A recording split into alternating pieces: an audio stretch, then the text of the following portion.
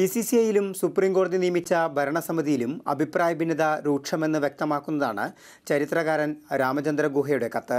താരങ്ങൾ, പരിശീലകർ, BCCI ഭാരവാഹികൾ എന്നിവരുടെ ഭിന്ന താൽപര്യങ്ങളിൽ ഗുഹ അസ്വസ്ഥനായിരുന്നുവെന്ന് കത്ത് വ്യക്തമാക്കുന്നു. IPL കാലയളവിൽ ദേശീയ പരിശീലകർ ടീമിനെ അവഗണിക്കുന്നതായി രാഹുൽ ദ്രാവിഡിനെ വിമർശിച്ച് അദ്ദേഹം പറഞ്ഞു. IPLൽ ഡെയർ ഡെവിൾസിന്റെയും ഇന്ത്യ എ ജൂനിയർ ടീം എന്നിവയുടെ പരിശീലകനാണ് ദ്രാവിഡ്. പ്ലെയർ മാനേജ്മെന്റ് കമ്പനി മേധാവി സുനിൽ ഗവാസ്കറെ BCCI കമാൻഡേറ്ററാക്കിയതിനെ അദ്ദേഹം ചോദ്യം ചെയ്തു. ടെസ്റ്റ് ടീമിലില്ലാത്ത മഹേന്ദ്ര സിംഗ് ധോണിക്ക് A ഗ്രേഡ് കോൺട്രാക്ട് നൽകിയത് ശരിയായില്ലെന്നും അദ്ദേഹം പറയുന്നു.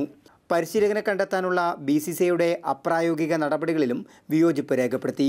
ചാമ്പ്യൻസ് ട്രോഫിയിൽ ടീമിന്റെ പ്രകടനം വിലയിരുത്തുന്നതിന് മുമ്പ് അനിൽ കുംബ്ലെയെ പരിശീലക സ്ഥാനത്തു നിന്നും മാറ്റാനുള്ള നീക്കത്തിലുള്ള അതൃപ്തിയും കത്തിൽ വ്യക്തം.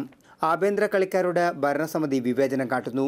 അയോഗ്യരായവർ BCCI യോഗത്തിൽ പങ്കെടുക്കുന്നതിൽ ഭരണസമിതി മൗനം പാലിക്കുകയാണെന്ന രൂക്ഷ വിമർശനവും അദ്ദേഹം ഉന്നയിച്ചു. ഭരണസമിതിയിൽ പുരുഷ ക്രിക്കറ്റ് താരത്തെ അംഗമാക്കാത്തത് ശരിയല്ലെന്ന നിലപാടും ഗുഹ സ്വീകരിക്കുന്നു. BCCI ഭരണസമിതിയിൽ നിന്നുള്ള രാമചന്ദ്ര ഗുഹയുടെ രാജിക്കത്ത് ജൂലൈ 14 സുപ്രീം കോടതി പരിഗണിക്കും. മാതൃഭൂമി ന്യൂസ്, ഡൽഹി.